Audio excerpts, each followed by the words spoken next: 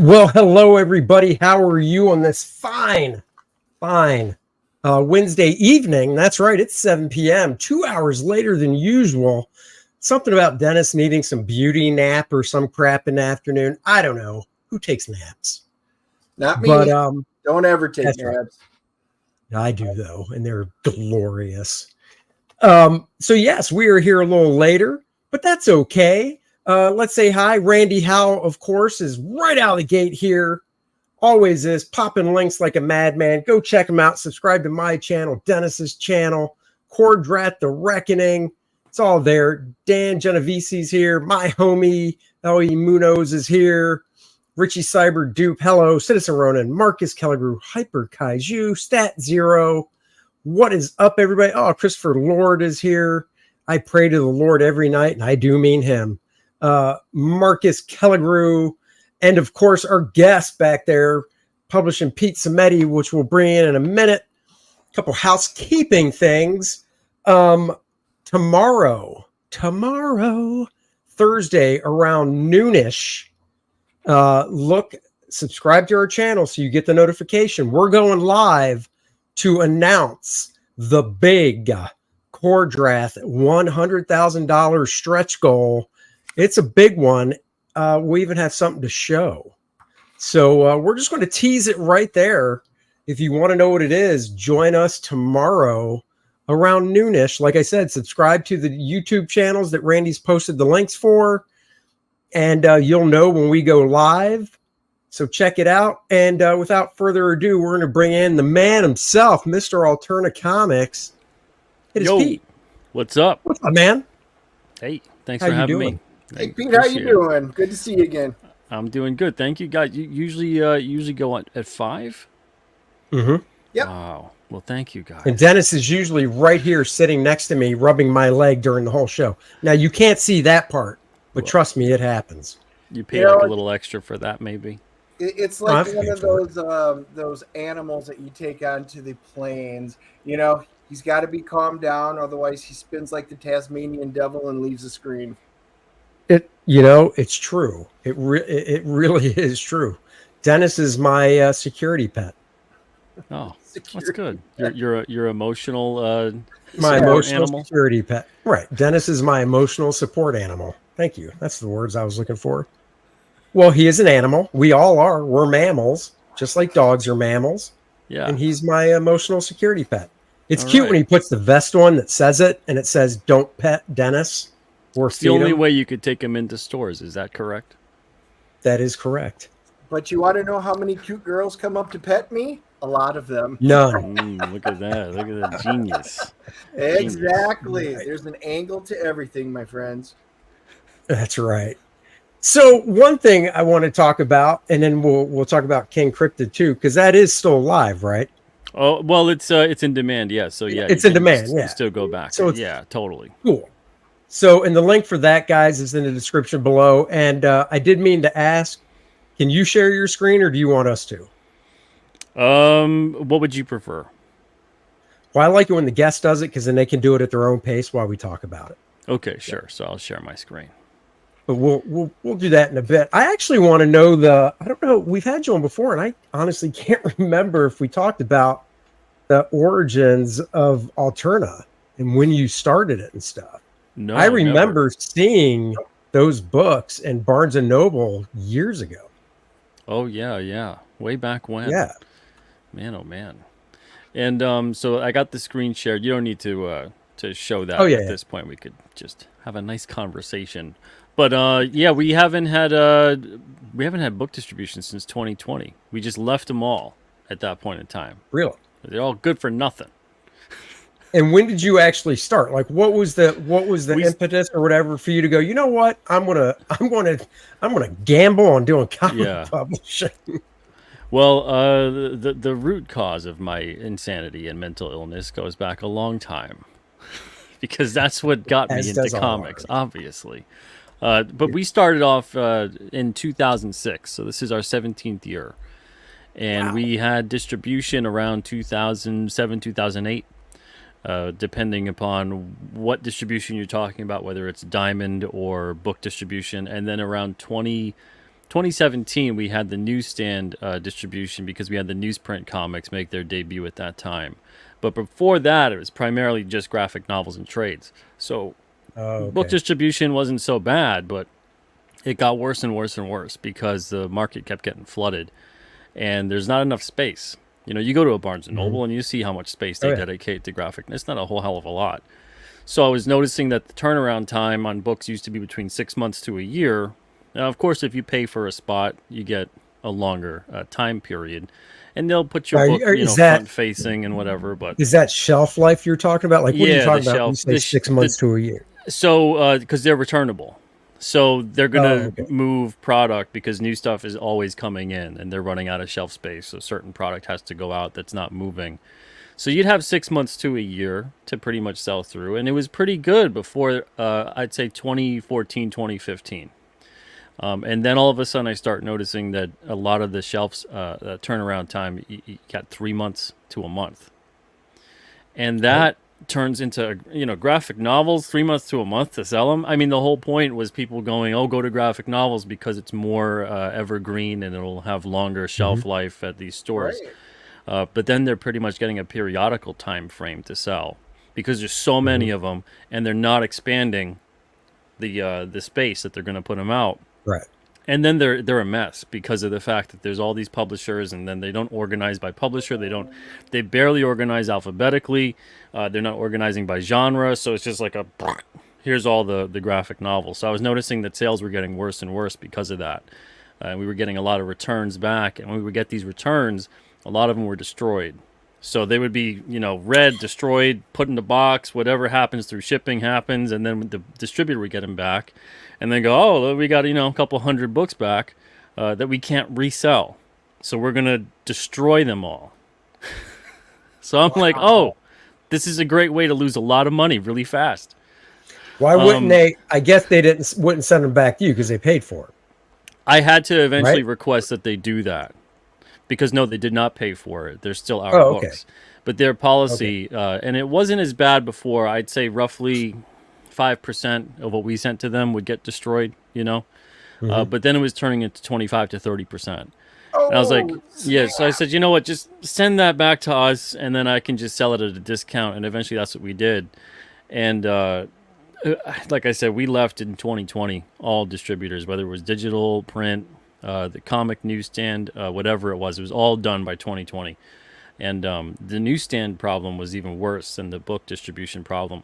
Among all the distributors, as much crap as I ever said about Diamond, I have to say that they were the better distributor to deal with compared to dealing with the book market and the newsstand market. Newsstand was horrible. Full returnability, no accountability. So it was really good for advertising when they would put them in the right place. But other than that, absolute nightmare. So, yeah, we did that for 2 years. And nothing's been better than selling direct, especially utilizing crowdfunding too. Right. Cool. So before the crowdfunding and stuff, going back to I guess 2006, 7, and even before you started doing crowdfunding, what was your means of funding the books then? Did you win the lottery? And No, out of pocket. It was bad. So that wasn't sustainable either, because ALTERNA is 100% creator-owned.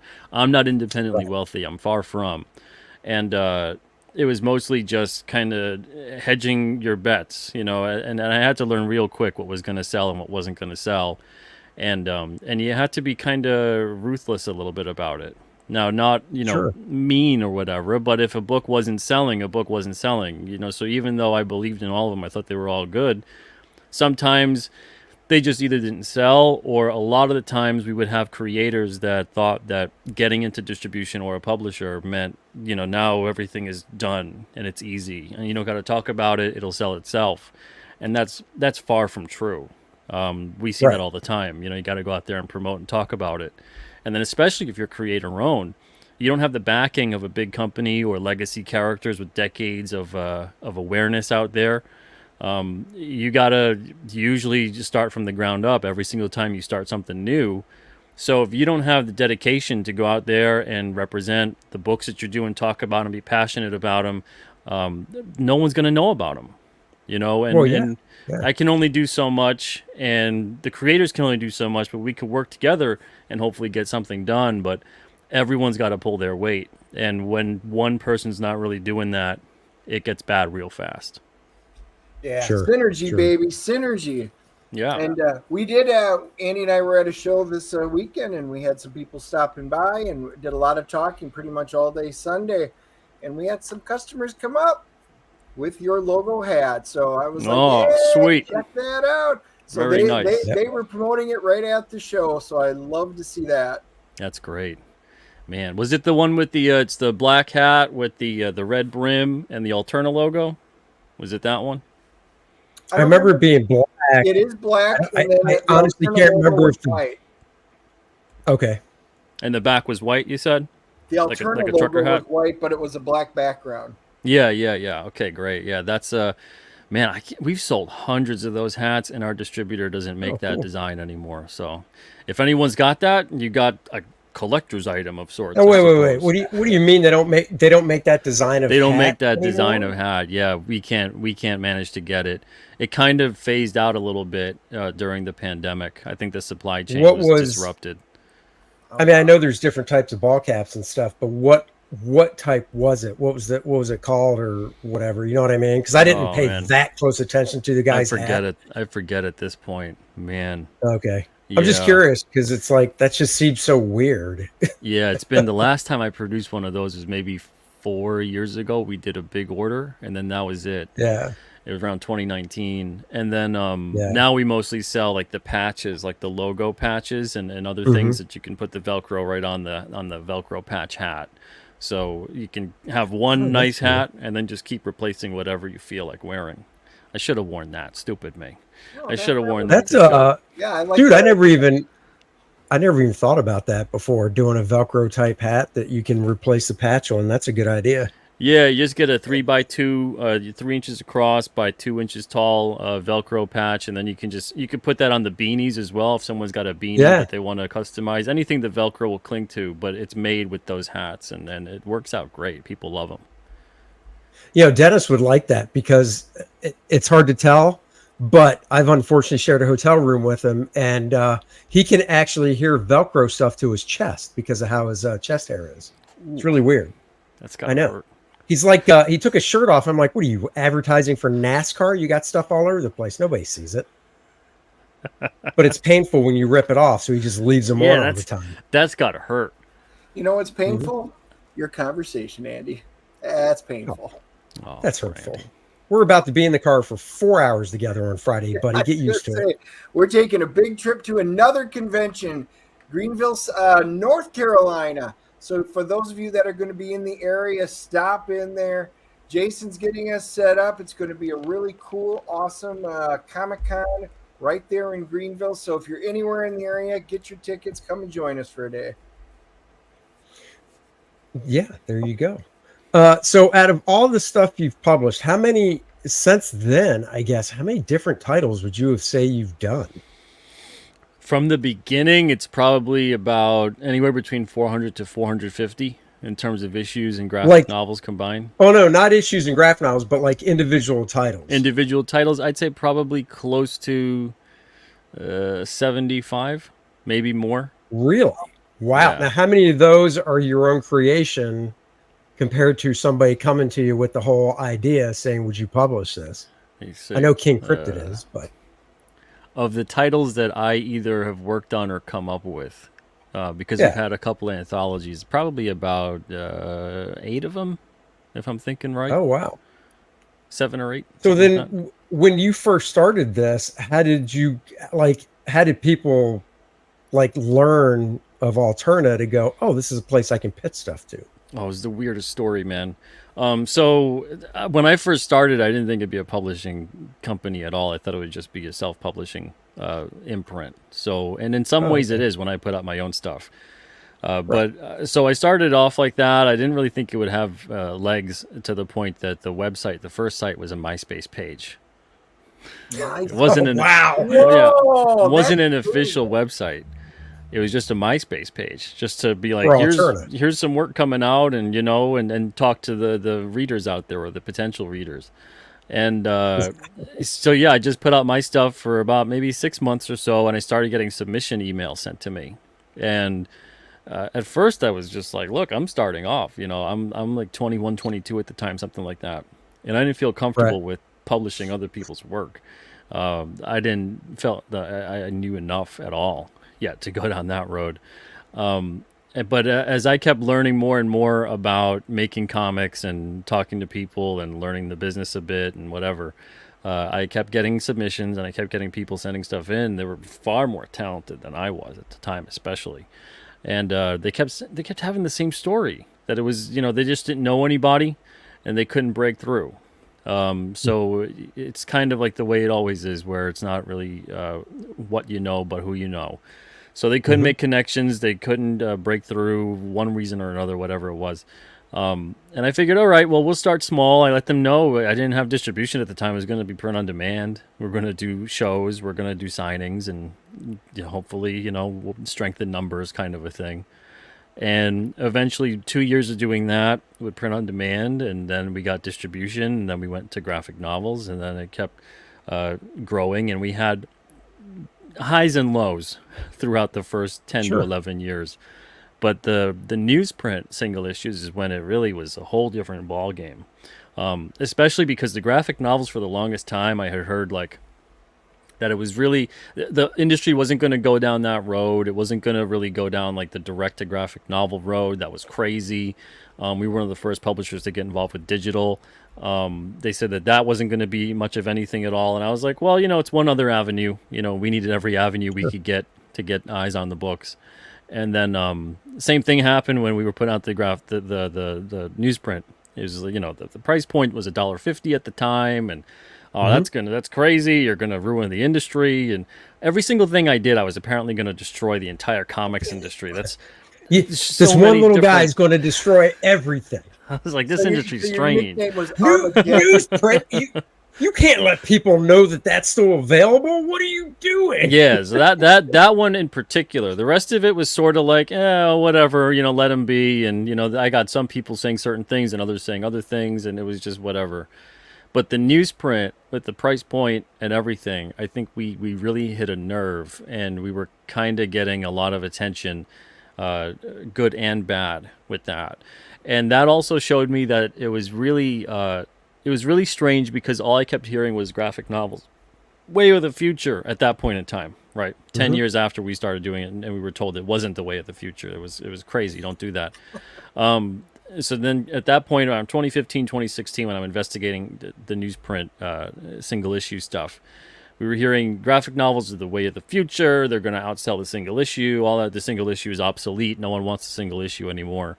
And then once we started selling single issues on newsprint, I noticed that sales were like 10 to 1 compared to selling a graphic novel. So, for every one graphic novel, we would sell 10 single issues. That's 10 different readers, not just one person buying 10 books. So that was crazy, because the first couple of books that we released in 2017 were basically just reprints of graphic novels, and we broke them up, put out new covers, and that was kind of it. We only had a couple of books that were on our digital lineup, and then we put them out on newsprint. But everything, for the most part, was stuff that was already out for a few years or more. Even my book, The Chair, was out for almost 10 years at that point, and I got a whole lot more readers on the newsprint single issues than I had on the graphic novel, and we sold through 4 print runs of that. So it was a lot of graphic novels out there for that book, but the single issues, it was incomparable. But it was a strange system, because what happened with distribution with Diamond, as good as they were with some things, they were just as bad with other things. And one of the things they're really horrible with is reorders. And they dropped the ball about several thousand times with the reorder situation, to the tune of a year and a half in. So by 2019 or so, they had cost us about 14 to 15,000 reorders across the board. Wow. And after 2 months of them initially costing us about 1,500 to 2,000 reorders, because they just wouldn't issue the reorder purchase order unless it hit a certain threshold. And I said, well, we already hit the threshold. Our threshold was like at 20 issues, 20 copies Sure. per issue, or an accumulation of 100, and we'd be hitting 1,000, and they still wouldn't send something out. So after talking to them so many different times, it turned into, let me just start an Etsy site and start selling direct, because I didn't think we should sell direct at the site at that point in time. We didn't have the ability to do that with the site that we had. Again, this is 2017. And then, so we did that, and we sold and made up for a lot of the lost sales, but the comic shops were still losing sales. The sales weren't going through them. So because the sales weren't going through them on the reorders, they could never grow a sustainable audience through the comic shop. Sure. So we lost, more and more comic shop orders perpetually over time as our direct sales orders grew and grew. So by the time 2020 hit, we had left Etsy around mid 2019, maybe earlier than that, I forget. But we were selling direct on our own site at that point, and then we basically had built it up to a level that we were making more selling direct than we were selling through Diamond. So when the pandemic hit, it was a lot easier to make the decision of, okay, now we'll just leave Diamond, because they made it seem, we didn't get our payment for like 6 or 7 months on stuff that we were owed for. And if I had stuck in that and stayed in that, I don't even think we'd be talking today. I think that would have been it for us. Right. Wow. Yeah, so we had to just focus on selling direct at that point, and then utilizing crowdfunding. And we always had been utilizing crowdfunding here or there, but it wasn't like a pre-order system. It wasn't like our version of previews now turned into you can get that on there, or I can fund a project like King Cryptid. So it was strange, because Diamond put us down a really good path. So in some ways I should thank them for dropping the ball in such a big way.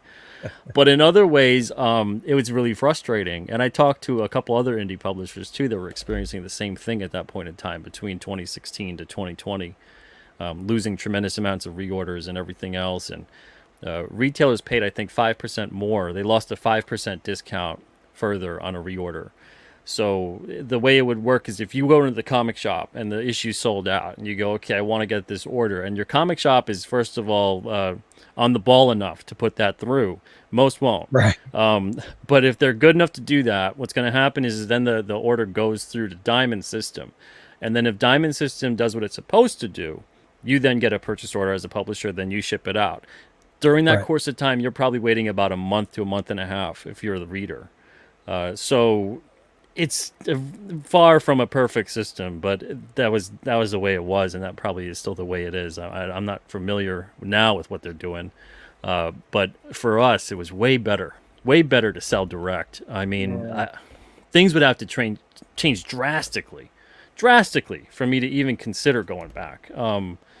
I can't fathom going back at this point. So the moral of the story, from what I'm hearing, is when the entire industry tells you to do one thing, do the when opposite. they zig, you zag. Yeah. Correct. Do the opposite, and you're probably doing the right thing. Yeah. And it might not seem like that at first, because everything is a trend for a reason, but trends die so quickly. And when you're always following and chasing trends, you're at the mercy of those trends, and you're at the mercy of whoever's setting those trends. So if you're the person that's kind of carving out your own path and you're being more entrepreneurial about it, you're taking more risks, and sometimes they don't pay off, but most of the time they will. And it might not seem like it at first, but stay the course. And then always, the main industry is a really good thing to keep an eye on, to just kind of go, okay, that's what they're doing right now. I'm going to go do, the opposite, or I'm going to find a different path and do that instead. Right. So when you're printing on newsprint, because of the texture of the paper and how it absorbs ink and stuff, do you have, what's the best way to word it? I guess like guidelines for the other creators in regards to the finish of the color that they do? Because I've never seen, for instance, just like First Man that has full blown, computer color, full rendering and everything on like newsprint, because I don't think it would probably turn out that well. So do you tell the guys like, hey, everything's on newsprint, so when it comes to basically the coloring, simpler is better? I mean, when it comes to coloring in general, that's a pretty good rule of thumb. But yeah, for the newsprint definitely. But still, the newsprint does handle pretty well with modern coloring and things like that. So, is that I mean, I know these are weird technical questions, but I haven't really dealt with newsprint in a long time, and I do. I'm trying to think. Is that the King Cryptid you said? Oh, that is. That's the one that I have. Yeah. Blow it up. Blow it up. So I'm going to. Yeah. No, I thought it turned out great. Yeah. Is it a heavier stock of newsprint from before, or is there different weights of newsprint? I mean, I have no idea. There are different weights of newsprint. Ours is a 35 pound. Most newsprint runs between 27 pound and about 38. At 40, you could still technically have a newsprint stock, but it's going to be kind of flirting more with just an uncoated paper stock at that point. It might just be closer to the natural uncoated. But yeah, ours is at a 35 pound. So it's not really, in some cases, depending upon what era of book you're looking at back in the day, ours is definitely thinner than theirs. If you're looking at like the Mando paper that was out, or what Image had used, Mando, and things like that. That's just totally different. That's like Baxter. Yeah, exactly. But the newsprint stuff, I think it's similar, but a little thinner than some of the books that I have from Marvel and DC from like the 70s. But yeah, it's mostly the artists don't have to adjust too much. I do advise them to not go heavy with the gradients. That's where you'll see things the most. But in terms of the color prep and everything else, that happens on our end. And then it just kind of, we scale it automatically. It's a digital process at this point. And then I just lighten it up just a little bit, because the newsprint will absorb more of the ink. So it'll make a darker image even darker. So you'll go through every, one of your creators sends in their book, their final files or whatever, and you'll go through every page and lighten it up just a tad, huh? Yeah. I mean, wouldn't it, just to save time on your end, couldn't you just kind of instruct whoever's doing the coloring and stuff, go, hey, knock it back just a little bit? Or no, only because, what is that, Dennis? Is there an automated process for it? On some things, yes, but on most things, no. Okay. So, yeah, so I would still have to go in, because everything still has to get layered. So the most important thing is the text, and this is similar to just any printing process. The text has to be 100% black. But the thing is, there's these things called ICC profiles, and there's these other things with printer settings where you have to adjust certain things with a dot gain and whatever else. So what happens is that whoever's doing the coloring and whoever's doing the finalization of the files would have to actually prepare their whole entire system that way. And what's going to happen is that it's not going to necessarily print the same way on a coated stock. And since we're the only ones really using newsprint, I don't want to be responsible for someone forgetting to change their settings, giving someone the wrong file settings, and then all of a sudden now they've got a thing that should have printed on newsprint and looked great, and instead it's on a coated stock and it's printing lighter than it should. So it's one of those things, where I make sure that I'll just handle it on this end. And yeah, it could save time and tell people things, but I'm still going to look through the file anyway. So what's the point? Well, yeah. Well, yeah, I mean, you're like, well, I mean, that brings up kind of a good point. So somebody that's doing a book for you where, you're just, because I assume some of the books you published, literally, you're just the publisher. You have no hand in it creatively. Yeah, right? Absolutely. Okay, so, and except for, going through and setting stuff up. So at that point, is there, like, have you ever run across anything where you're like, oh, I can't publish that? You mean in a book that's already a part of the lineup? Yeah, like content-wise, like you get it and you're going through it and you're like, oh. Not necessarily, no. I've had people, I've had creators that ask me, is this thing appropriate? Is this okay for the rating? Because we publish all ages, young adult, and mature. So if it's a mature book, I mean, if you want to have, language, nudity, whatever it is, but there's always a taste level that has to be involved, even if it's a mature book. If it's just ridiculously gratuitous or doesn't seem to fit the tone of the story, and I see that, I'm going to give a quick heads up and go like, I don't know if this is going to be, if this is going to fly for the book. I don't think this is, makes any sense story-wise. Right. But, obviously, if it's an all ages book or it's young adult or whatever, there's certain things to watch out for. But that really hasn't happened with many of them, and especially when I've published something and I'm like, oh, that shouldn't have been put in there. But yeah, there's definitely cases with submissions where I've gotten a lot of submissions that I'm like, what's going on here? But not content wise in terms of that, but more in terms of storytelling wise and in terms of just all of that, what you would evaluate for. Yeah. That can get do you reply to everybody that submits? I've tried in the past. I used to try to give too much now, or yeah. Now it's okay. So submissions before in the past, I used to try to give a critique if people wanted it. No one ever really wants a critique, though. No one ever really wants that. They might say it.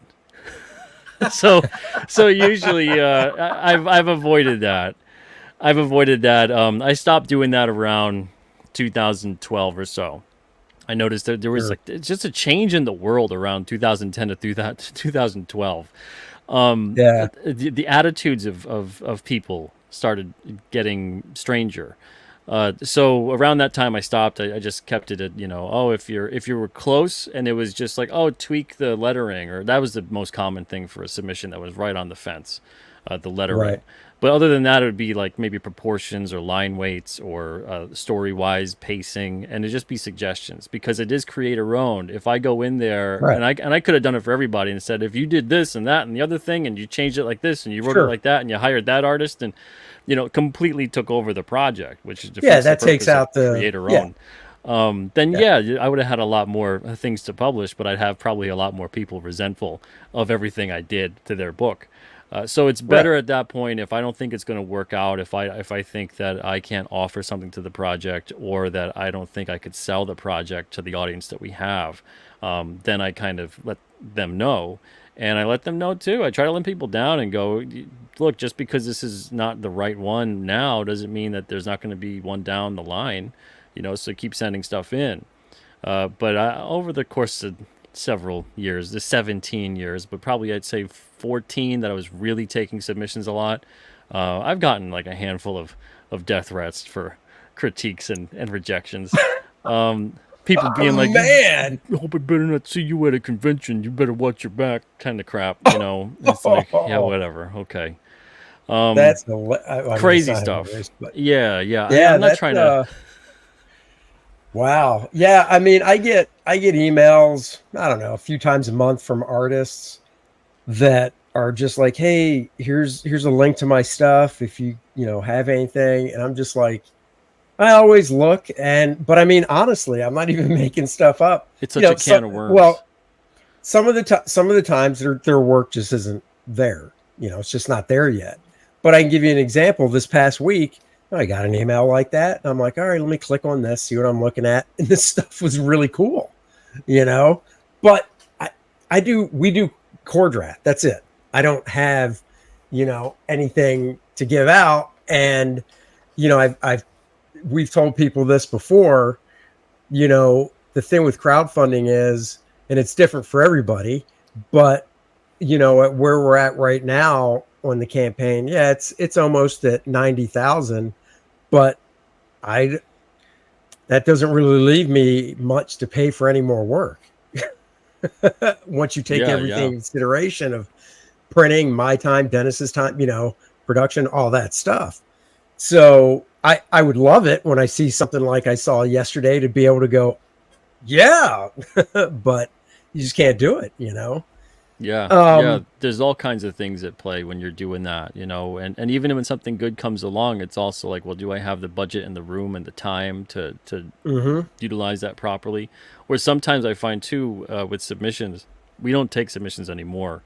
I'm finding that we do for our anthology title that came out on a Wednesday, but not for series. And I want to focus on what we have and what I'm doing with King Cryptid.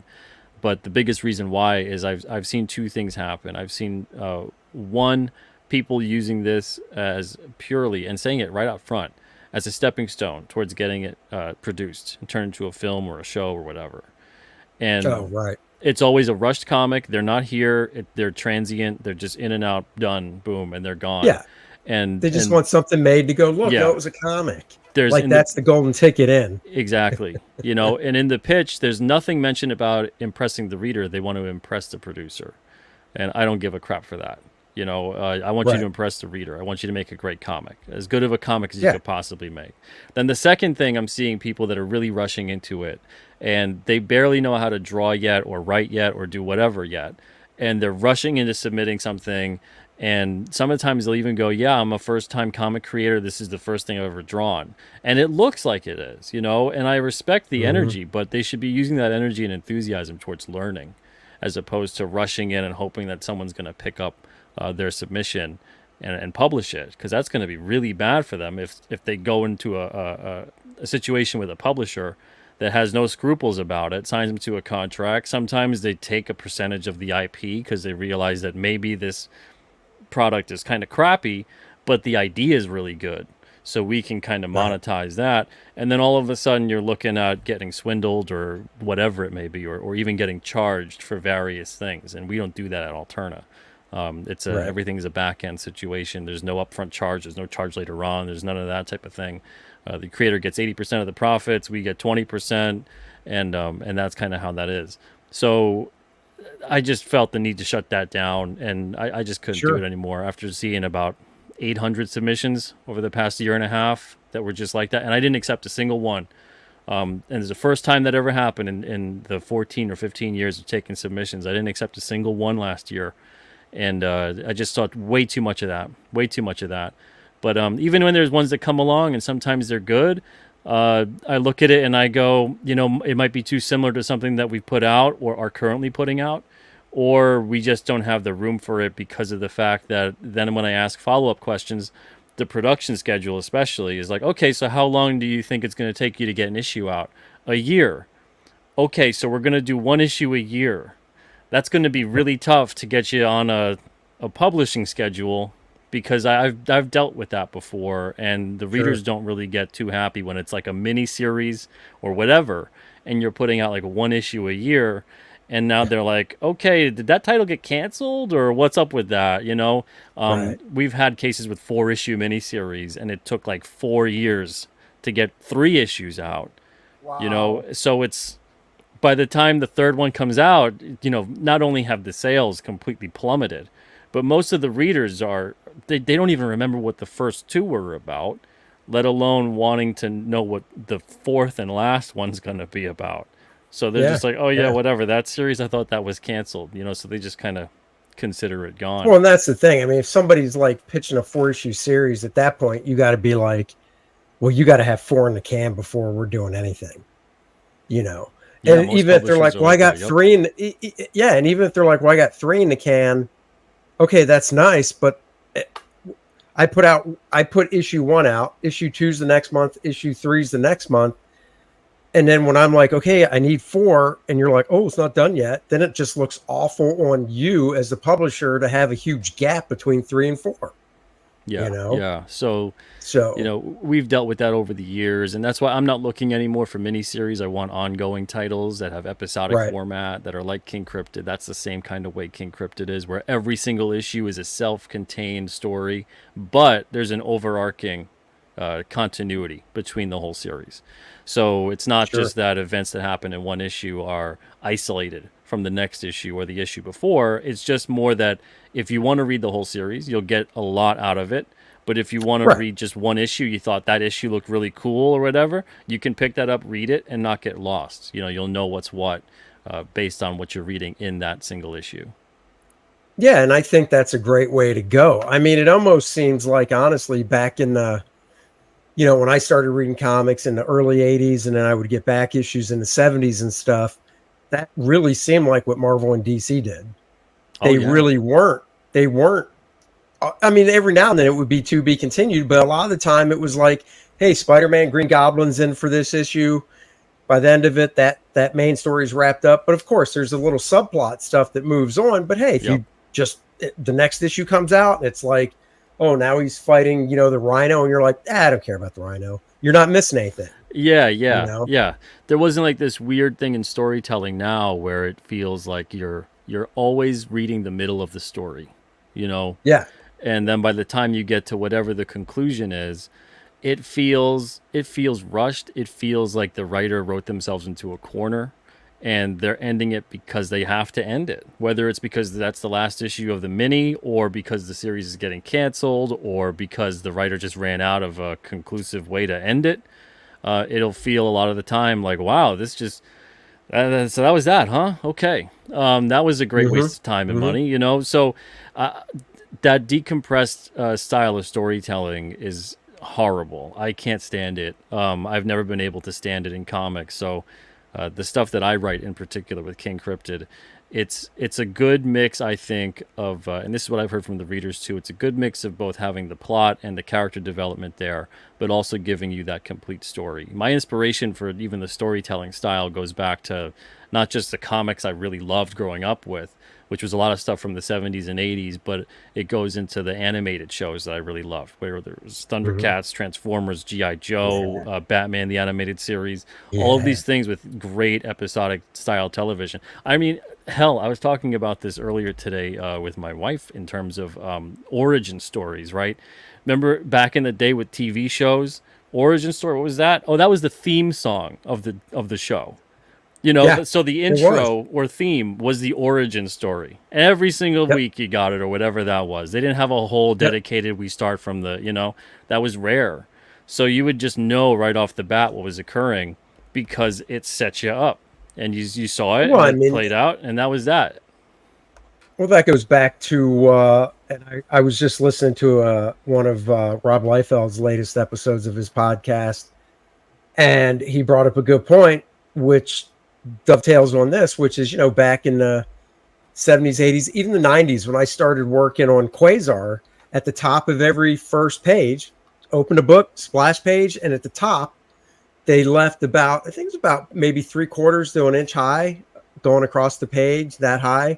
And it was like, Quasar, gain these gauntlets of cosmic blah, blah, blah from blah, blah, blah. And they allow him to do this or whatever, you know, and Bruce Banner, you know, trying to save a young man's life was, you know, bathed in gamma radiation, and now he blah, blah. And it was just this little thing. So if it's the first time you ever read the book, you pick it up, you read that, you're like, oh, okay. Yeah, that's it. All right, you know. Especially if you were writing an issue where you weren't going to touch upon any of that. You know, now you can have different conversation take place. And I hate that too. I hate that whole thing where we've seen that in modern comics a lot, where they dedicate like a whole page or the inside front cover to the catch up on the previous events and stuff. Oh, yeah. Yeah. Is this a comic book, or is this like a pamphlet for instructions on how to put together a stereo or something? You know, it's ridiculous. No, I agree. Put it together through the story, and, you know, have a conversation play out, or play it out through the narration for, you know, 1 or 2 captions or whatever is all you'd need to catch someone up quickly with previous events. And that's that. And it keeps you immersed, as opposed to like this big wall of text and an info dump about the things. Nothing to me is more boring than you read a comic, you open it up, and that's what you see is a nice info dump. It's well, insane. It was a few years ago when Marvel did the whole House of X and Power of X, which I came to learn. I don't know if you knew this, Dennis. That was actually, from what Rob Liefeld said, it was supposed to be Power of 10, not Power of X. I don't know. But I was complaining because I bought some of that stuff, and this is when Dennis was still buying X-Men stuff. And Hickman would just decide, like, on some random page in the book. I mean, it wasn't random. It was planned out. But the point is, you're reading a comic book, and you turn the page, and there's, like, 2-page spread, and it's just text. I'm like, what? And I'm like, I'm not reading that crap. And Dennis would bust my balls and be like, dude, you have to get the whole story. And I'm like, I don't want to read a freaking novel, even if it's only 2 pages. I want to read a fucking comic book with pictures. The problem was, you know, Hickman, you know, he did things like Black Monday Murders and stuff. It was the same type of thing. It's got really cool story. He's doing setup, but you're like, there's a lot of intricate things in the world building that he's trying to do. So you're reading a comic, and boom, there's either diagrams that set everything up, or he puts prose writing in there, and you have to read all of this stuff to understand it. You're like, okay, then you move back onto the story. But if you don't read the prose or the diagrams or whatever in there, you won't understand the context of the beginning, the middle, or the end. And he does that's scattered throughout awful. the book. Yeah, and it just pulls me. Well, it pulls you out of the story. You're not Yeah, supposed to. if You're it's supposed to be supplemental, fine, but yeah. right. You're supposed to be engrossed in this visual storytelling medium, and not halfway through the book or 3 pages in, get pulled out of it to read walls of text on 2 pages, Well, and then go back to the comic. it's the equivalent of you're watching a movie and then for 5 minutes it's a black screen with someone just talking about, and then they did this, Right. and then that happened, and the other thing too, and you're like, really, what? They couldn't just have this as a movie? And the other thing, I never even did this with those books, but now I'm curious to count the actual, like, if the story content is supposed to be 20 pages. I never did this, but I wonder if, for instance, say it was 2 pages, if the artist only drew 18, or if they were like, no, he's going to still draw 20. You'll just get paid for 22. I never did that, but I tell you what, if it was the latter, where it was, oh no, it's only 18 pages of actual art, I'd be like, dude, I'm paying you $4. I want 20 pages of freaking story art, or whatever the standard is now, and I think it is 20. But yeah, that just drove me crazy. But what doesn't drive me crazy, or anybody, is King Cryptid. Yeah. So we got this on Indiegogo and Alterna Comics. We hit the 20,000 mark earlier today. And this is day 31 or 32, I think, of the entire campaign. I want to see if we can reach or surpass the previous campaign's 60-day total, and that was like 27,400 or something. So we got about a month to do it. I think we could do it, and we're getting closer to the 500 backer mark, and that's when another bonus is triggered for the physical perk backers. They get a signed 6x9 print. Nice. Now, okay, so this, I knew it was funding on Alterna as well. How many campaigns have you done on Alterna and Indiegogo, or is this your first one? Utilizing both platforms, I'd say this is, let me see, the last King Cryptid campaign, it wasn't on Alterna site. It was just on Indiegogo. And then I think we've had 3 or 4 for Alterna pre-orders at this point. Go between both. Yeah. Oh, that's cool. All right, well, give us a story, King Cryptid. Like I said, you sent me the first one when I bought something off eBay. So that was cool. Yeah, give me a little bonus. I got to tell you, man, how did you, like, I'll let you talk. Give us a story, but how did you find the artist too? Because I really thought I thought the art was really cool. Oh, thank you. Yeah, it is really cool. Let me scroll through these here. So the first issue, we're funding issues 5 to 9. Issues 1 to 4 are all done. The first issue is Christian Rossi's art. This has the behemoth and a cryptid hunter known as Victor Lugo, who's been hired to track down the behemoth, and then comes across realizing that King Cryptid is also in the mix here, so he's got to take care of these 2 things. King Cryptid is trying to find the behemoth because he senses that this thing is lost, scared, frightened, and has no idea what's going on. It escaped from a lab, essentially, is being transported elsewhere, and so he's trying to help this guy. Victor Lugo, of course, is trying to track them both down, and he's been told to get them both alive, so he's got his work cut out for him too. So we kind of established a story like that. We get thrown right into the middle of it. King Cryptid hasn't really been seen for about 30 years, so they don't even really realize that this guy is still around. They think that maybe he's just been a legend this whole time. It's kind of skipped a generation or so, and then they realize, of course, he truly is a real thing. So this takes place in the White Mountains of New Hampshire. Primarily, this whole series takes place in New England, but eventually we do leave that and we go across the entire world. And there's a lot of flashback issues, too, because King Cryptid is relatively about 500 or so years old. So there's going to be flashback issues at different points in time and different periods of time where we see King Cryptid and what he was doing at that point. A lot of different people he meets, a lot of different cryptids, a lot of different things. So it's kind of got a historical fiction element to it too. But yes, so Christian Rossi, I've known Christian since for a while, man, probably 2015.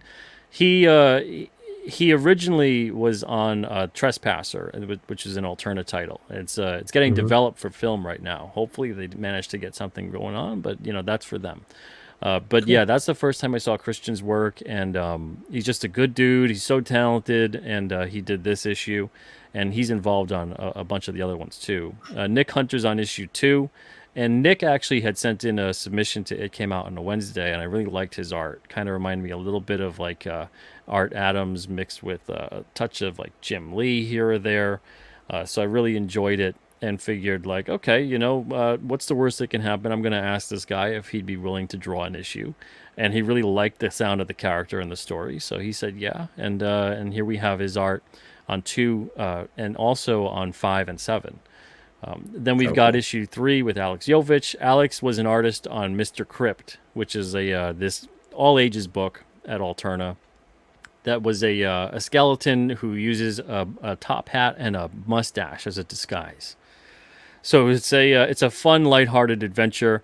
But Alex is really good at the expressive animated style I was going for with this issue. So especially with drawing kids, because some artists can be amazing.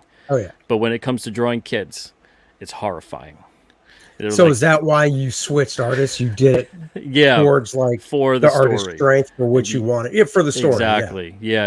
Okay. Play up the artist strengths. That's the entire point with mixing the artists out too, is playing up the strengths of the artist for the story required. So Christian's really good at telling a more horror inclined story with the moodiness of it.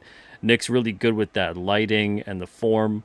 And that played out well for 2. Alex with the expressiveness. He's good at drawing kids. He's good at keeping it fun and the pacing up with the art. And then on 4, we got Keir Covington, and he's handling. And he's also got. I love Art Adams, so his style also reminded me of Art Adams a bit as well.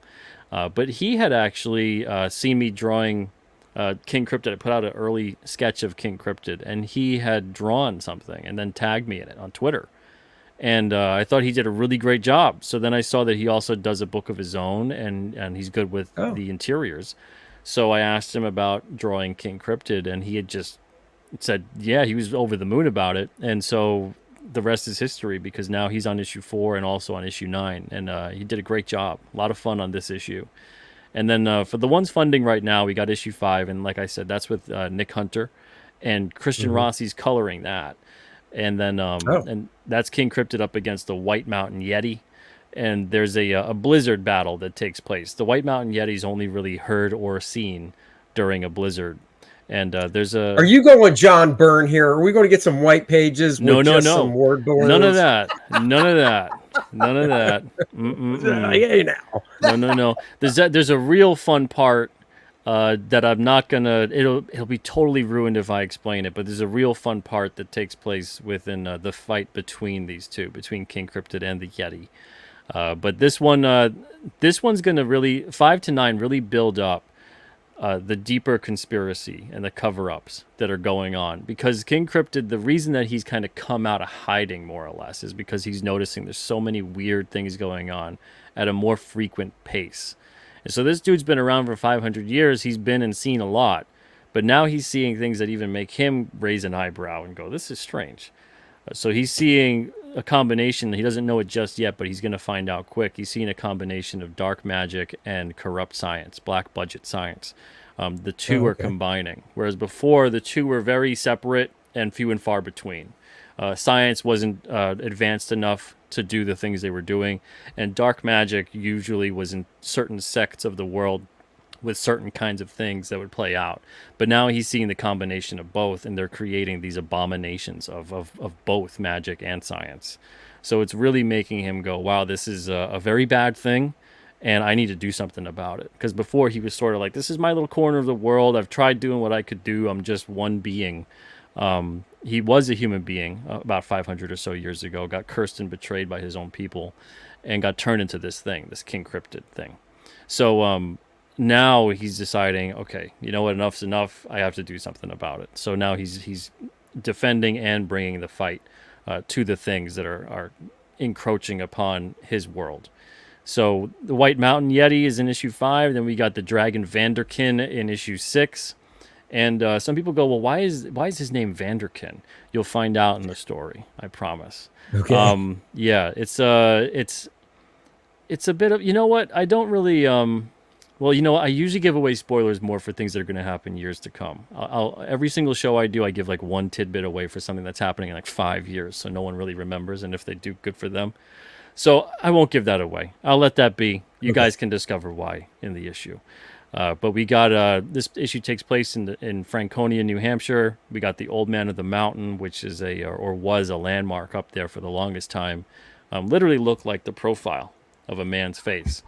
And then we got cool. we got the dragon up there too. And in this issue, we kind of touch upon MK Ultra a bit. I don't know if you guys know about that. Yep.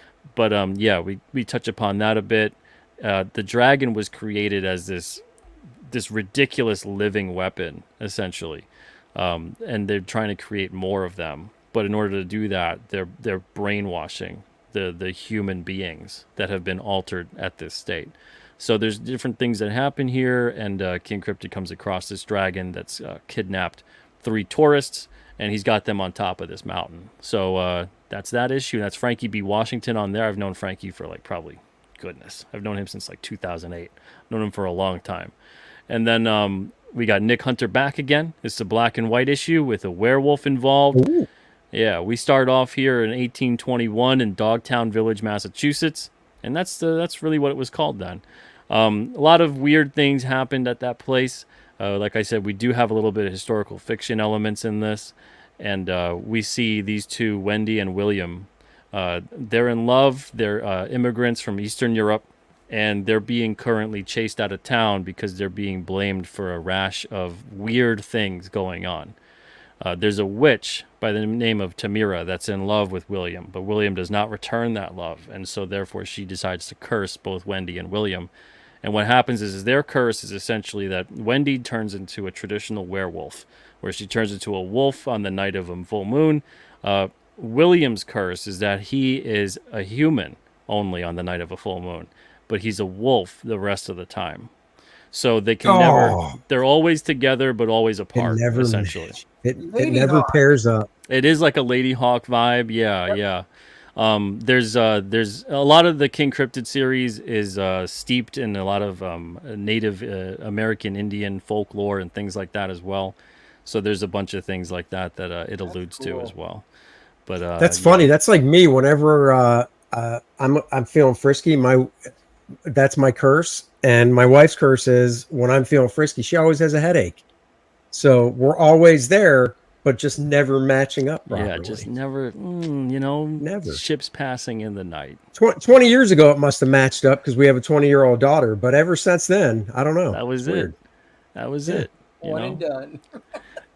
But so that's the situation. And what happens here is we see Victor Lugo come back again. He's that cryptid hunter. He used to be a big game hunter. Now he's a cryptid hunter for hire, and he's working for this organization by the name of NECRO, which is the New England Cryptid Research Organization, and that's a government cover-up. It's a cover-up for a cover-up, and readers are constantly alluded to that. But there's something that happens in issue 4 in particular that was released last year, where readers go, oh boy, something's going on. So in issue 7 here, Victor Lugo is leading a task force to take out this werewolf that's terrorizing modern day Jackson, New Hampshire. And William here goes to King Cryptid to get his help. The thing with this, and I've said this before, so I guess it's okay to say it, it's not spoiling too much, but William is actually in issue 2. William, in the form of a wolf, is what is being healed here by King Cryptid. So that's cool. Yeah, so King Cryptid saves his life on this night, and William ends up following him back to his cave lair. And then so that's how William knows how to go back, because when he shows up as a human on the night of the full moon at King Cryptid's lair, he's going to be like, how do you know how to get here? And he's going to explain, a while ago you saved my life. So, he needs his help now because they've got essentially his wife and they're going to kill her. So King Cryptid goes and he tries to do his best to help out. So there's a lot of different events that play out with that. Issue 8, we've got a return to the issue 3 with the kids. This is now in 87. Issue 3 is a flashback to 84. This is 3 years later in 1987, Halloween. And we've got a problem here with alien abduction that's occurring. And the thing with these kids is we see them start off in the issue. We see a couple of them start off as adults. So it's a flashback of that these adults are having. And King Cryptid plays a part. But on this one in particular, the way that it ends, it's going to set up a lot of different things to come. These kids play a big part in terms of when they're adults. All 4 of them have a really important part in the series. So it's not just like a fun all ages type issue thing. You know, they're actually going to be adults actively involved in the series and put through the ringer.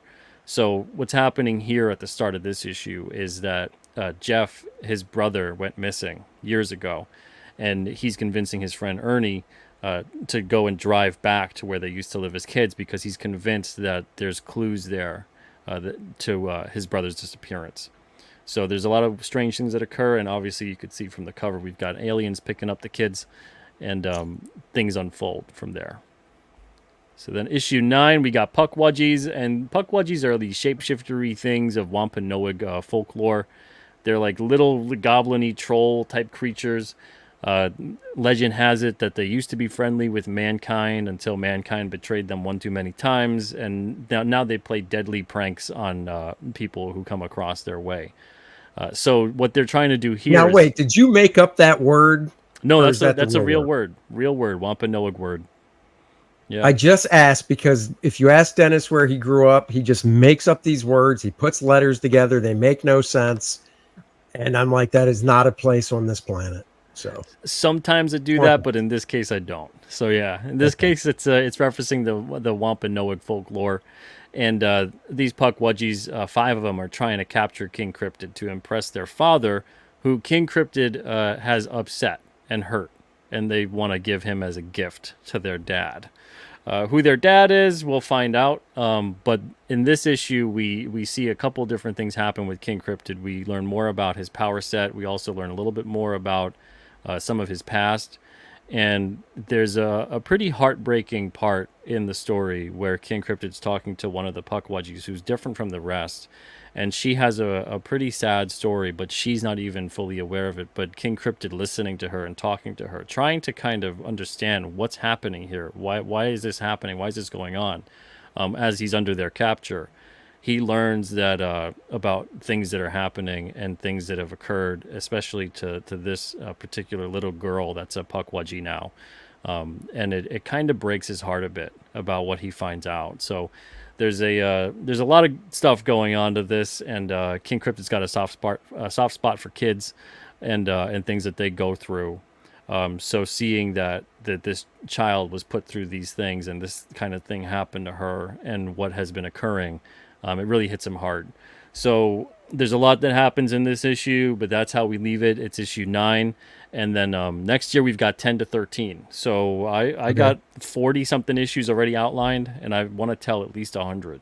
So I'm in it for the long haul. So I love it totally is episodic. And, you know, I never really thought about it that way with comics. But, I mean, you nailed it. I mean, I think that's how monthly books should be, is episodic like that. You tune into a TV show, you know, say Law and Order, whatever. You know that they're going to have something they have to do by the end of the hour, but there's still the little subplots. But if you don't want to tune in next week, you don't have to tune in next week. Exactly. Yeah. I think it's cool. I did do the catch up one to get 1 through 9. So awesome. Thank you, man. Dude, I mean, the enthusiasm.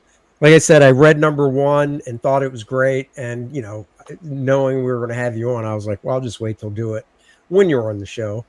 And I was like, yeah, I'll get 1 through 9. Hell yeah.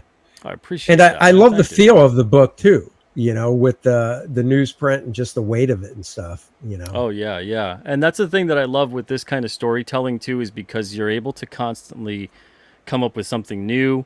You've got new characters, you've got new settings, you've got a new plot, and you build upon the characters that you have. So I can't wait. A lot of people really love the Behemoth from issue 1, and I can't wait to bring him back for issue 12. So it's one of those things where I get to build upon his story arc as well.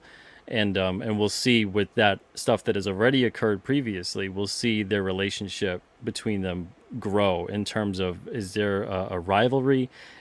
Is there a friendship? Is this an enemy? Is this a friend? You know, so it's that kind of a thing. You don't know how that's going to progress, and while the plot unfolds in the situation that they're in. And that's the thing I loved about all the comics when I was growing up, was that it felt like you were tuning in to one of your friends a day in their life. You know, it was that kind of thing. And it kept it fun. It kept it exciting because and even if you read an issue where you were like, that wasn't that great, you know, they've had better ones.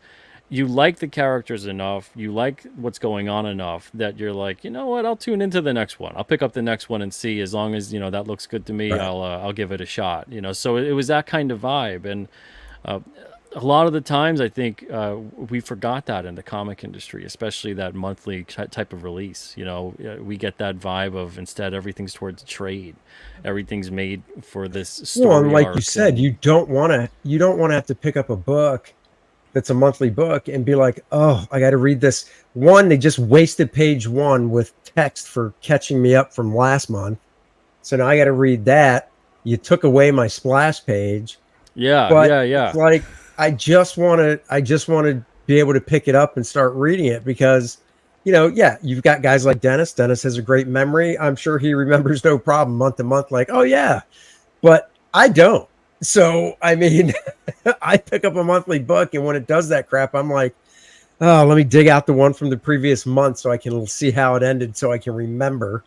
Yeah. Well, and that's the thing too, is that doing it this way, I've also got editor's notes. So if there's a conversation or something that occurs and it makes reference to a previous issue, you know, I could just go, here's an editor's note and references that issue, go read up about that, you know, if you want to learn more about what they're talking about here or the event that's being described. And you don't have to then go through it and have this exposition to re-explain everything every single time someone brings something up. You know, it turns into this weird, exhausting homework type experience. It's just more like, hey, if you want to understand more about what's going on here and what they're talking about, go read that issue, and that issue is going to be fun too. You know, that was part of the fun. All of this stuff was part of the fun of comics, you know. And you know, it was for so long. And look at every Wednesday, like tomorrow, I'll be doing quick flips. I go to the comic book store every Wednesday. I picked up all my new books, and you still look forward to it. It's not quite as cool as it was back in the day because I don't do the big two. I ditched all Marvel and DC, but there's so many good independent ones out there, small press ones. I still love going in on Wednesdays. Holy crap, I didn't even see this one. Or I missed an issue. I didn't know this came out. Can I go back and get it? And you can't wait to dig in and read it.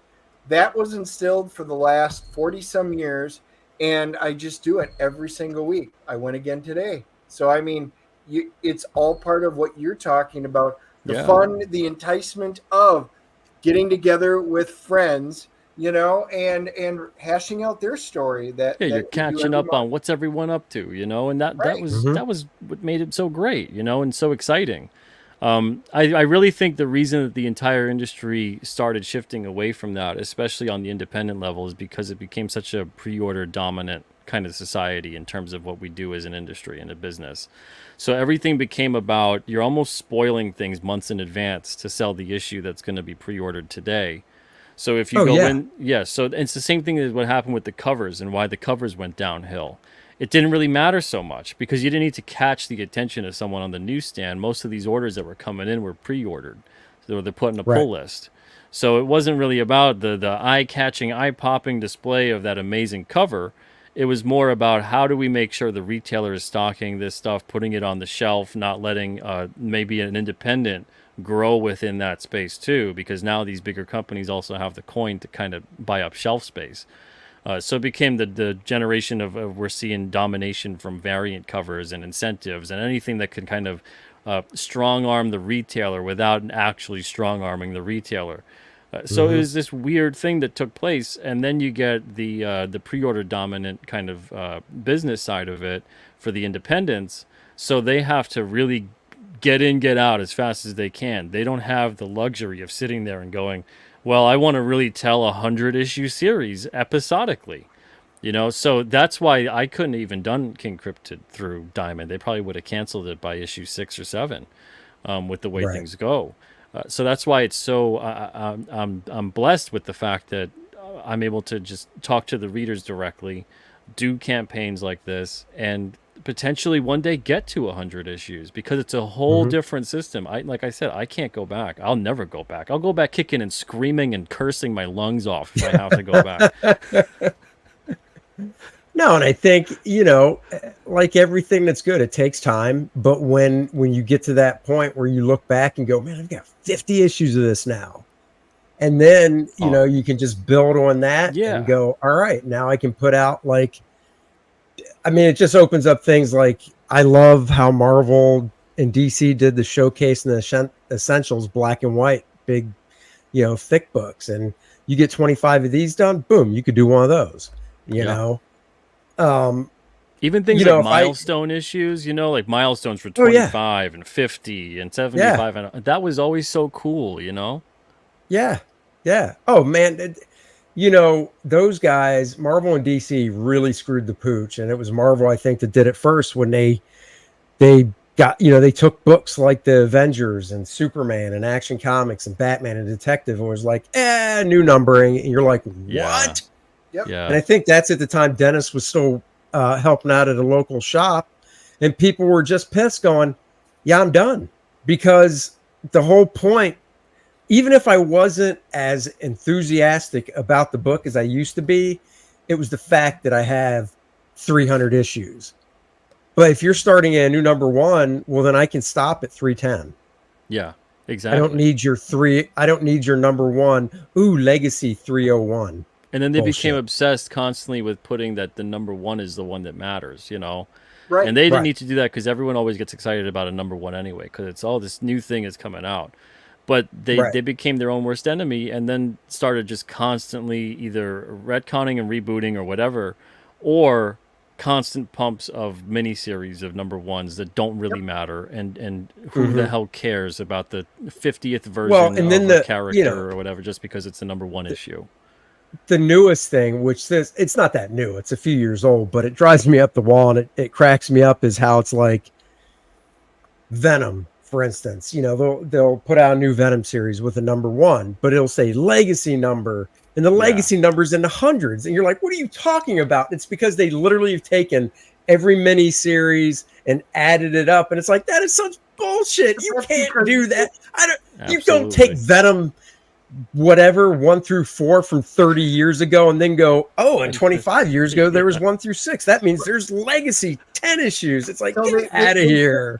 They pissed off a large fan base, and they're overcompensating because they got so much feedback on that. Therefore, they also created the new model.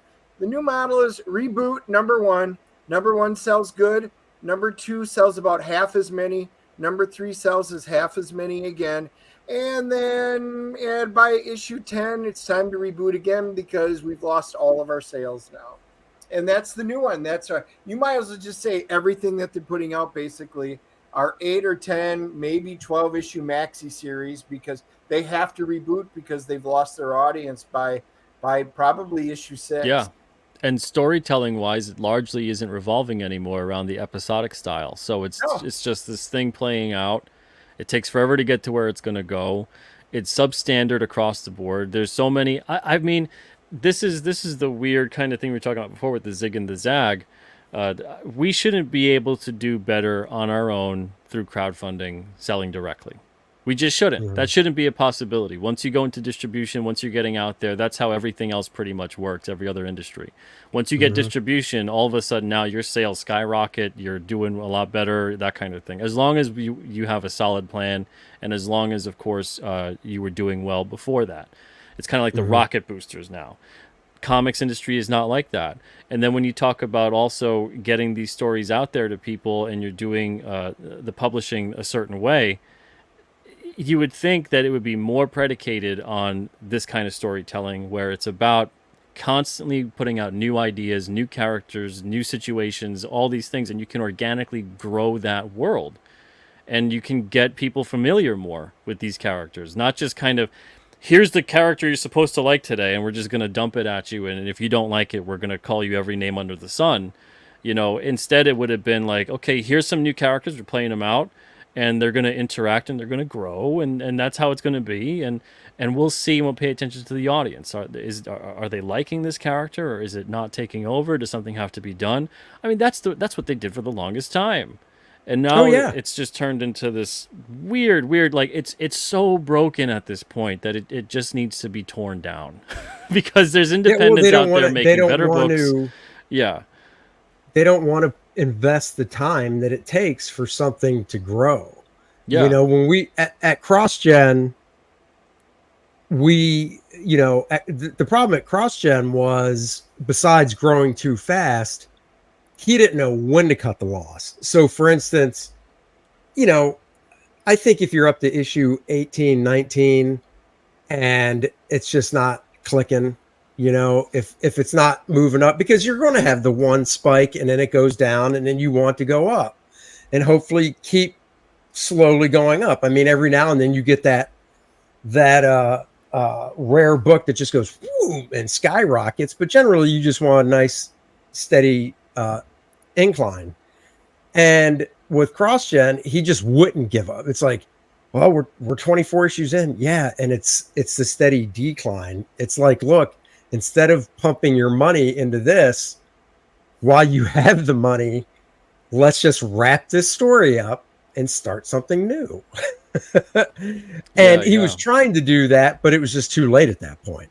Yeah. So, well, and then there's a lot of cases too, and this is the situation I'm getting at over the past couple of years with Alterna creators, because it is creator owned and I don't have editorial control. There are certain instances where I've had to go in there and I'm like, look, I don't normally do this. I don't like doing this, but the way that the sales are going, you have to inject some other kind of life into this series, because it's a steady decline and there's other books that are even at an incline. So it's not just across the board. It's not just, every title is doing this. So something has to happen in your title. You got to inject a new character in there. You got to have a different plot set up. You have to have a different, even a story arc set up, that it can't be so played out that here's this big long, because a lot of indie creators love doing the thing of where it's a constant MacGuffin of a plot, and it's always everything that's happening is on the way to the other thing. So it's always this thing that's occurring, and they never get to where the hell they said they wanted to get to begin with. And then about 5 or 6 issues in, all of a sudden it's like, remember that time that they were trying to get to that? Whatever happened to that? So if you don't revisit that stuff, if you don't wrap up those ties, if you don't have a definitive explanation, it turns into, well, why the hell am I reading this to begin with? And it could really get exhausting. So I'll go in there every now and then when I think there's a series that has the potential, because I really like the characters and things like that, and I'll give a heads up. But sometimes creators listen, sometimes they don't, and I mean, that of course is their prerogative. But at the same time, I hate it when it plays out, and I'm like, man, I wish they just kind of injected some life into the series. Well, because I would assume at that point, if they don't, as the publisher, you've got that awful news to deliver, which is, you need to wrap it up because we're done. I can't keep doing this. You know what I mean? Yeah. I mean, that's the thing. I don't think you're good for anyone editor. Involved, so yeah. You're the publisher, so I don't think it's playing editor. You're looking out for your business and you're looking out for theirs as well. And if they don't want to take the advice to try and move it up or something, well, there's only so much you can do. And then, like I said, unfortunately, it might get to a point of going, well, we tried, and you did, and it's not like, and this too. It's not like it's, hey guys, take my advice. I guarantee it's going to work. It's like, look, it's like you said, a steady decline. It can't hurt to take my advice, because it's either going to, got to do something different. Right. It's right. Yeah. It's either going to start going up, or it's just going to be a steady decline. But I can guarantee, you can guarantee this, keep doing what you're doing. It's probably going to be a steady decline. Yeah. So, yeah. And the thing is, I don't want to go in there too and tell someone to change things up in terms of making their characters not behave like their characters. That's why it's so important to introduce new characters. And that's where I think the bigger companies kind of really let the wheels fall off the cart, is because it became, oh, we'll do something new. We'll make the characters that they know and love behave nothing like the characters they know and love. And then they'll surely be entertained. It's like, just introduce some new characters and have them play off of each other. Yeah, but then their idea of new characters is, and we remember this, everybody loves Batman. Let's do 4 more. Yeah, it's like multiverse it to death. Yeah, right. And you're just like, no, that's not what we mean. Half of DC books just the other month were Batman, just a few months ago. They had nothing else. They destroyed Superman and everything. Oh, let's just make another Batman book. They'll buy it. But I wanted to read Randy's because I thought it was pretty interesting, because I agree. those creators that can operate in social media and not let it take over their minds are the ones I gravitate to. Twitter has raised a lot of demands or demons in people. And that's exactly right. And as independent creators, you want to interact with the fans. The fans are the ones that are excited. They love what you're putting out. Sometimes they have input. Guys, we're thinking of this. Give me some ideas. And they love doing it. It's a hand-in-hand relationship, but some people can't do it. So this current model right now of crowdfunding and putting stuff out is a solid model because it brings us that much closer. And then Homie brought it up. He goes, it's true. 7 of 9 boosted Voyager for a minute, but then horrible writing ruined the series. But she wound up being a great character that lives to this day. Exactly. Yeah. And that's the thing, just too. Like great characters, you got to have those great characters. I was going to say, you got to have those great characters because that's what's really going to stick with people. You know, they might not remember every plot or whatever, but they're going to really remember those characters that made an impact on them. Yep. Right. Hey, I'm glad you joined us. I haven't commented much, but I've gotten a lot of great advice from the stream as a newbie comic artist. So thank you for all the hosts. We are very glad you joined us, and keep joining us whenever we do it, and get more great information. That's right. And speaking of great fun stuff, besides King Cryptid, Dennis and I have Kor-Drath the Reckoning going on right now. Tomorrow, actually, I just realized it's going to be around 1-ish. We will be doing a live stream announcing the $100,000 huge stretch goal. We thought for 100,000 it should be a big announcement, and it will be. Big, join us then. We are over 88,000 because we did run a mirror campaign on this a few months back. So, and all the, we're over 88,000. So we're less than 12 away to 100. And, we're really enjoying what we're doing. We're in a post-production phase now because I have finished all the interior art. I actually had to draw some spot art for single little illustrations for the game module. So there's going to be some new art in there as well. And now we're kind of into production where we've got to wrap up coloring. So I'm working more with the colorist. And of course there's lettering, and we need to, now the art's done, go through the art and script and get all that tightened up. So definitely, guys, if you haven't backed it yet, go check it out. 76 pages, ball-busting barbarian action. Kor-Drath is an electrifying fusion of Conan, Game of Thrones, and the enchantment of Dungeons and Dragons. I just love reading this, delivering fans the ultimate blend of these two incredible genres. The basic gist is Kor-Drath's tribe. This world is made up of separate tribes, and Kor-Drath's tribe is overrun by a legion of the undead. When him and Adriana are out on kind of like this mini quest, they come back to see the destruction, and now he is on a quest, being the sole survivor, to find out exactly why his tribe was slaughtered in the brutal way that it was, and who was the big bad behind it.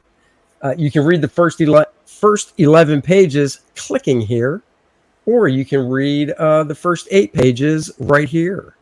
What's that say? Got me some Kor-Drath coming. Did he mention Claw? You did. He goes, I like Claw the Unconscious. Oh, yeah. And he does some good barbarians. Well, thank you very much. So, yeah, guys, go check this out. For people that ordered T-shirts, like we said, we did pull those down.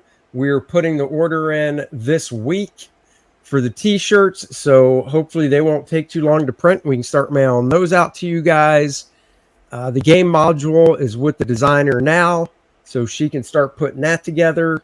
And things are coming along nicely. Look at that beautiful Bud Root cover. Get that if you haven't yet. Nice. And, well, of course, the homage cover as well. I'm a little partial to that. And check it out. Peruse the site. I don't like to go through it all because then you're like, well, what do I need to click a link for? And I want you to click the link. So do that. It's in the description below, along with the link for the Kor-Drath website. And check it out. Everybody that's backed it, thank you guys so much. Honestly, couldn't have gotten this far without you guys. So sincerely, from the bottom of our hearts, we thank you guys for backing it so much. And speaking of backers, thank you guys as well. We got 5 during the show, so thank you guys. Nice. Very awesome. Yeah, between the Alterna site and the Indiegogo. The DNA bump. There you go. DNA bump. That's right. That's right. The last time there was a DNA bump, someone was pregnant. That's a whole different story. So there you go. Think what? I don't know why you shake your head, Dennis. You love it. Every show when we're done, Dennis is like, man, you kill me during the shows. I love it. Keep it up, Smith. And I'm like, I will, buddy, just for you. Yeah. Thank you guys so much. Everybody in the chat, thank you guys too. Appreciate it. Yeah. Thanks for the hangout. You bet. Thanks guys. for joining us. Join us around 1-ish Eastern time tomorrow. Same thing. You're going to be able to chat with us. You're going to get the first crack at what the cool stretch goal is going to be, and you'll get to ask questions, and we can talk to you in more detail about some of the great stuff coming up. That's right. Friday morning, we'll have the movie review up for it's the last voyage of the Demeter, right? That's the actual title. Yep. Can't look for it. Can't wait. All excited. So we are going to go see it tomorrow night, and Friday morning we will have Andy's channel and my channel will both have the reviews up and running, and we will let you know if it sucks or if it's worth going to the theater in IMAX for. I have a feeling it's going to be good. And then next Wednesday, back at the normal time, 5 p.m., our guest is Chad Townsend. He has a art book Black Phantasm. I'm sorry. My bad. He has a comic up, graphic novel. It looks great. Phantom, his art right? Yeah, Black Phantom. Black Phantom, yeah. His art is just fantastic. Oh, man. I think he's a character designer. I tell you, we had Korn on last week, last week, Stone, and his work. We're rounding up some good guests. I mean, except for tonight. Peter's okay. Yeah, I'm okay. I'm not really. But he's got great books. He's got great books. I'm just a writer. Speaking of with those little patches there, I've been thinking of having ones that say writer, artist, publisher, whatever. So this way you're wearing your writer hat. You're wearing your artist hat. Right. You're wearing your writer hat and stuff. Yeah, that's good. I'm workshopping it. One thing before we go, if it's okay, I'd like to answer Comics for Life there. It says, what would be your limit to titles in your company? Do you think too many titles can overwhelm a company? My limit after everything over 17 years would be 10. We have 7 right now, 8 if I count one that's sort of like in between series. But I would say that, too many titles can overwhelm a company because it overwhelms your reader. You want your reader to be able to pick up everything, and not just take it, put it in the bag, and never read it, but actually read it, which means you have to have the reader having time to read it. So I think a lot of companies out there just count on, let's just dump a ton of stuff at the reader and whatever. If they pick up something, they pick up something. But ideally, you should want every reader to pick up every title you put out. Yep. And come back for more. Yep. And 10's good because, when you look at the average, that's only 2.5 a week, which isn't much. So, exactly. Yep. All right, guys, we will be back tomorrow. And we look forward to seeing you guys as always. Until then, everybody take care. Have a great night. We'll catch you guys later. Bye, everybody. See, Peter doesn't do gang signs like you, Dennis. But he can.